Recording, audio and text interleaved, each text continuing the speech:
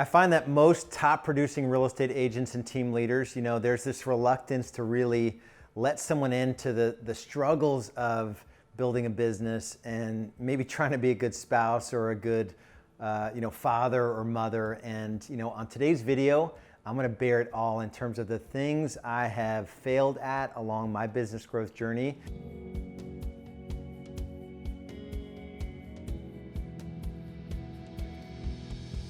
It's easy to talk about the wins that we have in business and way harder, to detail out like our failures in leadership or management or how we failed as, in this case, a husband or a father, putting our business ahead of the things that matter most in our journey, our ultimate journey, and the reason that we're here. If you're at the point in your journey where you wish there was like this resource that you could just have in your hands to know the path to go from agent to owner and just have a little bit more, contentment, fulfillment through your real estate business, stick around. I'm gonna let you know how to get a copy of my book, Scale or Die.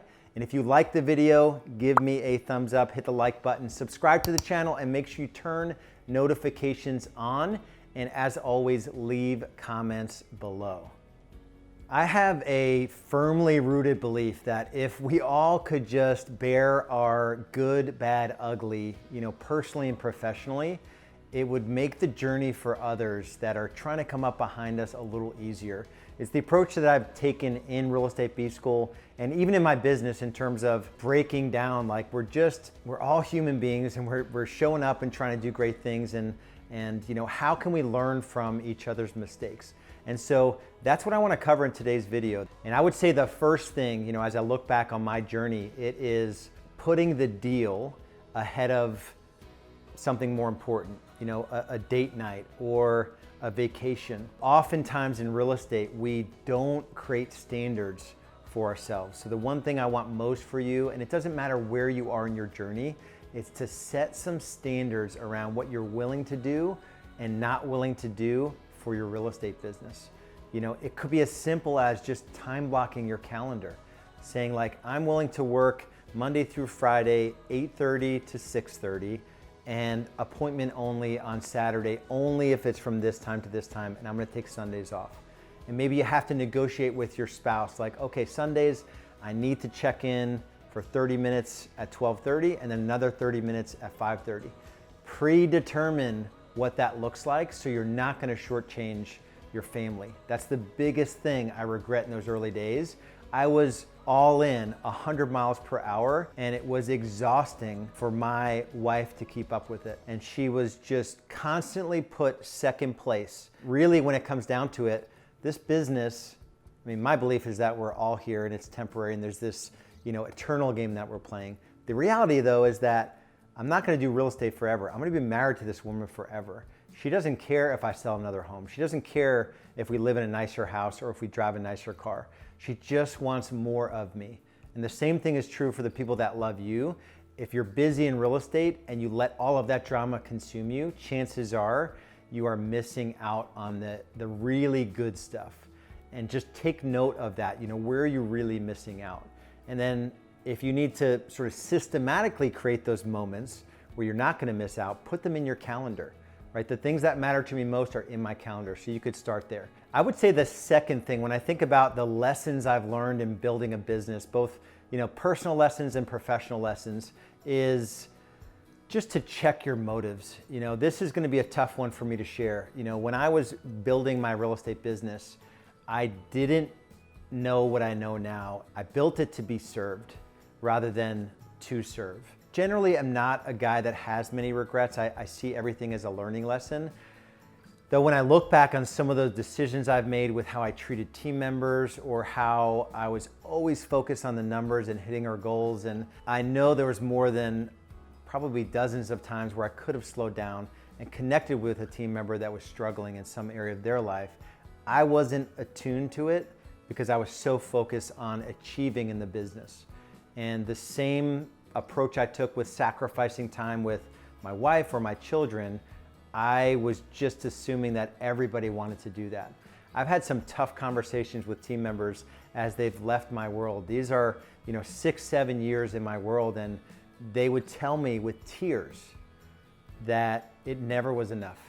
On the one hand, you want to be able to drive your folks and coach them to achieve more than they could on their own. On the other hand, you don't want to leave them feeling that this business is here to serve you and I was just a pawn in the overall scheme.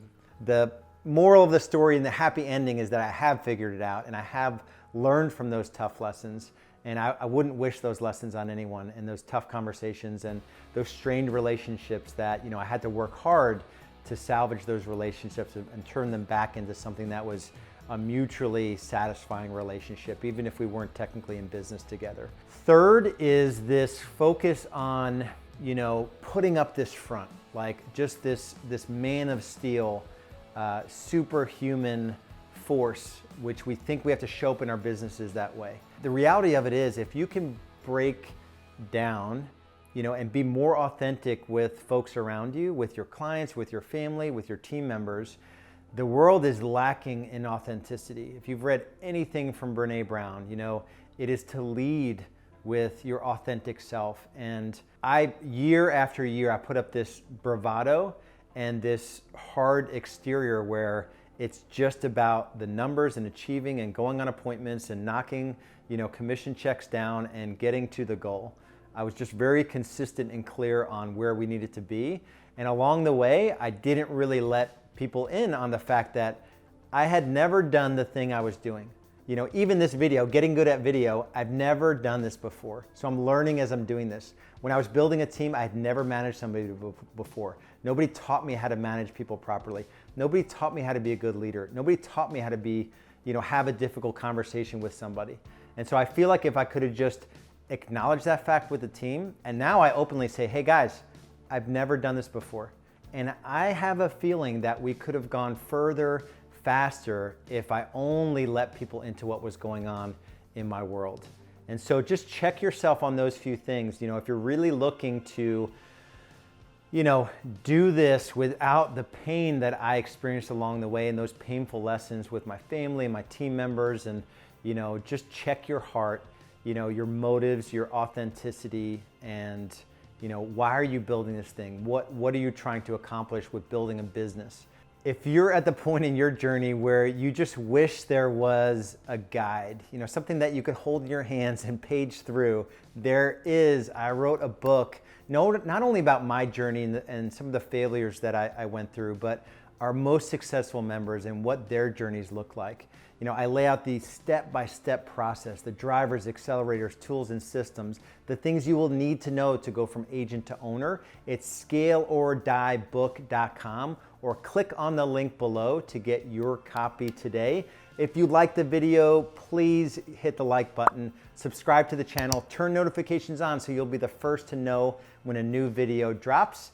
And as always, comment so we can have a dialogue back and forth. And appreciate you showing up today. We'll see you on the next video.